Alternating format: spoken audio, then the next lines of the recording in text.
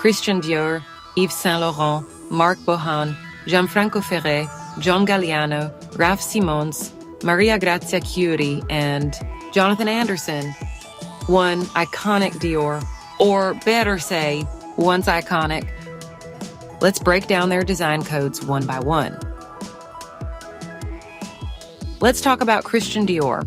Founded in 1946 with textile magnate Marcel Boussac, Dior came into post-war Paris at a moment bricks were rationed, hems were short, and everyone was still stuck in utilitarian practical clothes because of the war.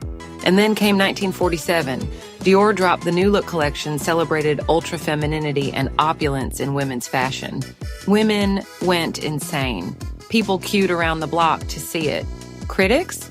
Some were skeptical at first, calling it excessive, almost too much after years of minimalism and practical wear. But the public? They adored it. Finally, women could feel feminine again. Elegant, luxurious, dramatic. It screamed, "Paris is back, baby!" Then Dior introduced the Junon dresses in 1949, which took that ultra-feminine DNA even further. Long flowing skirts, soft but defined waists, tailoring that made every woman feel sculpted without feeling restrictive. It was elegance dialed up, refined, and perfectly in line with Dior's obsession with structured femininity. Critics called it modern and aspirational, and couture clients couldn't get enough. The general Christian Dior design code was all about ultra-femininity, structure, and luxury. Think hourglass silhouettes, perfectly shaped waists, dramatic skirts, refined tailoring, a combination of art and architecture for the female body. Every look was designed to make women feel confident, glamorous, and completely desirable. By 1948, Dior had opened a ready-to-wear boutique on Fifth Avenue in New York and started licensing perfumes, handbags, shoes, and more. By 1949, he was literally dominating the fashion export scene. 75% of Parisian couture exports and 5% of France's total exports. Not just culturally, but financially. The company chose to continue the house.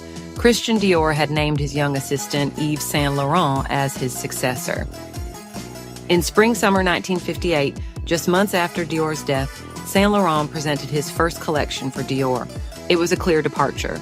Instead of the sharply cinched waist and structured hourglass silhouette that defined Christian Dior's new look, Saint Laurent introduced a softer, more fluid shape. The collection centered around the trapeze line, dresses that flared out from the shoulders and skimmed away from the body, removing waist emphasis entirely. The silhouette was loosely inspired by Dior's earlier A-line experiments from 1955, but Saint Laurent pushed it further. Volume shifted upward, structure relaxed. The waist, Dior's core design anchor, was no longer the focal point. This was the first major rewrite of Dior's design code, Saint Laurent's Spring-Summer 1958. Trapeze collection was a success. It reassured clients and kept the house financially stable after Dior's sudden death. But he didn't stay safe for long.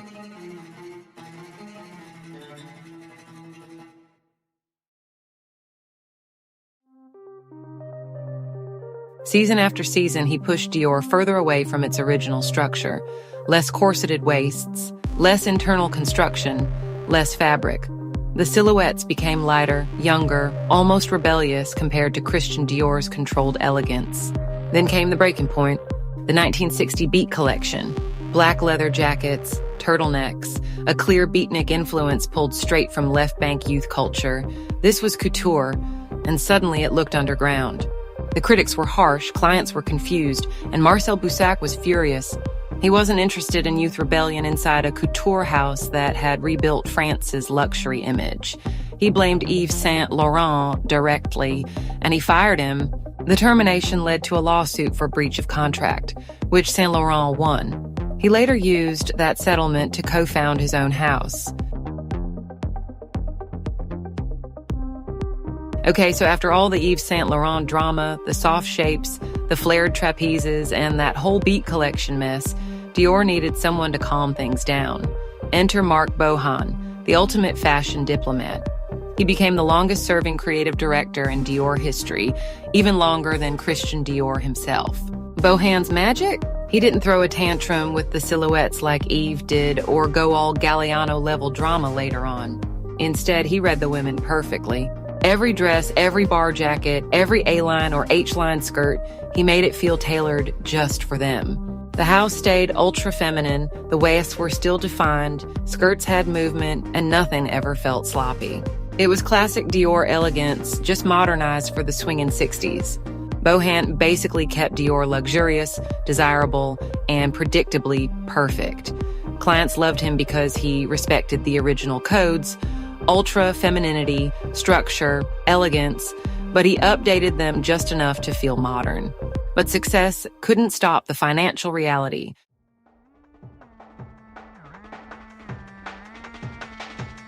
Marcel Boussac, Dior's majority shareholder, had overextended himself. Now listen, we're in the late 1980s and 90s, and this era is honestly one of my favorites. I'm all about the 90s aesthetic, and Ferré's Dior in this period is just everything. When Gianfranco Ferré took over Dior, it wasn't loud, it wasn't theatrical, it wasn't chaos, but girl, it was iconic. Ferré was literally known as the architect of fashion. His clothes were structured, geometric, sculptural, like couture that had been perfectly engineered on the body. Think sharp, clean lines, beautifully tailored bar jackets, elongated skirts, and silhouettes that felt modern and refined without having to shout. Under Ferré, Dior kept its signature elegance and femininity, but the vibe shifted. It became precision luxury, dresses and suits that looked like modern art, but wearable.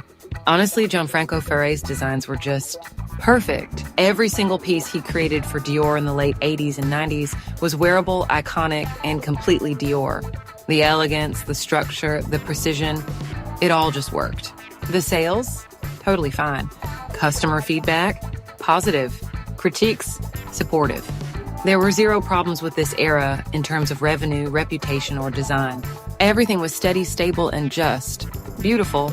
I personally love Ferré's Dior. If I were a billionaire, I would absolutely own every single piece. No joke. Some of my absolute favorite Dior looks come from this era, and honestly, they still feel modern today. But here comes the twist. Even though everything was working perfectly, Bernard Arnault wasn't looking for stability. He wanted a storm. He wanted explosive growth and global attention, something Ferré couldn't deliver. In spring-summer 1997, Ferré's last collection marked his exit. Dior left the creative director position vacant, a clear marketing move by Arnault that got everyone talking. A calm before the John Galliano storm.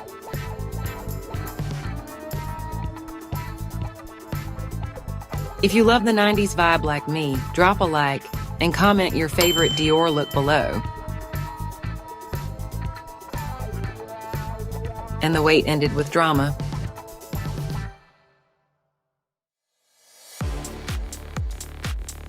John Galliano was poached from Givenchy to lead Dior.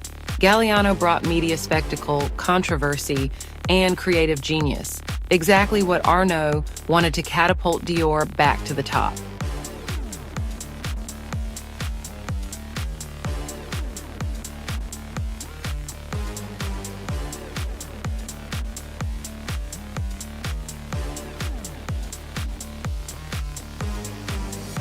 From Bohan's quiet refinement to Galliano's theatrical reinvention, Dior's design code had evolved from structured elegance into a flexible playground of couture storytelling. John Galliano was a wild, unforgettable force in Dior's history. Many consider him the most brilliant designer the house has ever had. Even though some collections wouldn't land well today, Dior had always been about extreme luxury, starting with the opulence of the new look. Galliano took that DNA and dialed it up to 11. Exaggerated silhouettes, dramatic volumes, couture theatrics that felt larger than life. He transformed Dior's ultra-femininity into something almost untethered, beautiful, chaotic, and unforgettable.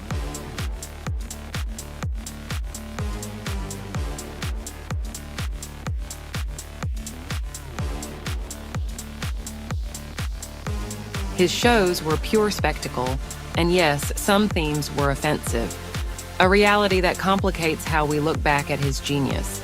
But it cannot erase the fact that he reshaped Dior, proving that the house could evolve from restrained elegance to theatrical couture while remaining commercially successful. He was a master of contradiction, brilliant, chaotic, transformative, but human, flawed, and yes, controversial. At his peak, Galliano was untouchable. He had won the British Empire Award and France's Légion d'honneur, cementing him as one of the world's top designers. He was literally at the height of fashion, dominating the global stage. But that brilliance came with real consequences.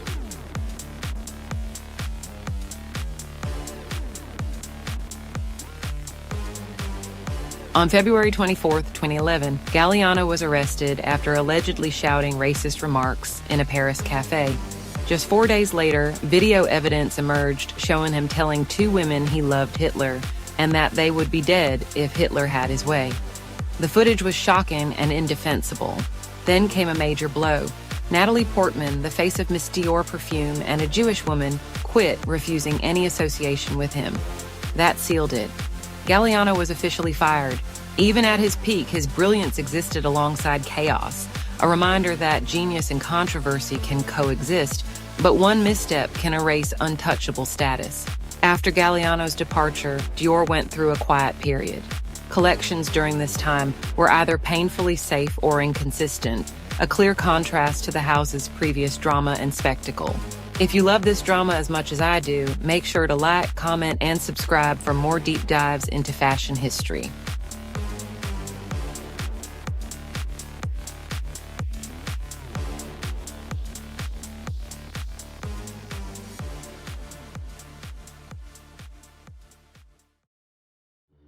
Okay, now we're flipping the page. Say hello to Raf Simons, who stepped in after the drama of John Galliano. Girl, this was a totally different energy. No theatrics, no over-the-top spectacle, just modern, architectural, and a minimal Dior. Okay, after the whole Galliano drama, Dior was basically forced to bring in Raf Simons, clean, minimalist, architectural Dior. The bar jacket was reworked, A-line and H-line shapes were simplified, everything was precise, sharp, and super modern. Critics loved it. Many said this was one of the strongest and most cohesive eras for the house. A clever balance of heritage and minimalism. But honestly, I just don't get it. I don't enjoy any of Raf Simons' designs for Dior. To me, they don't feel iconic. They don't feel like Dior. Especially coming after the fantasy of Galliano and the precision of Ferré, his era feels too restrained, too cold, too safe. Critics can call it cohesive all they want. I just don't see the magic. He lasted a little over 3 years, leaving in 2015.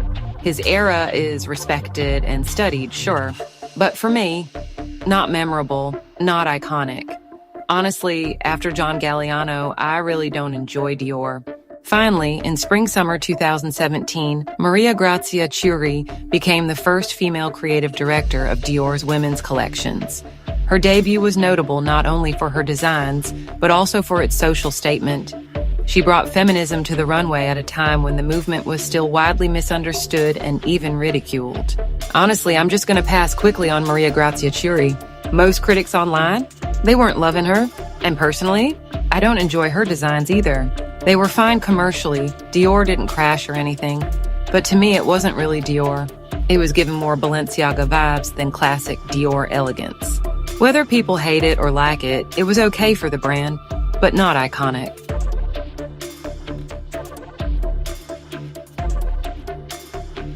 Anderson arrived with a reputation built over more than a decade.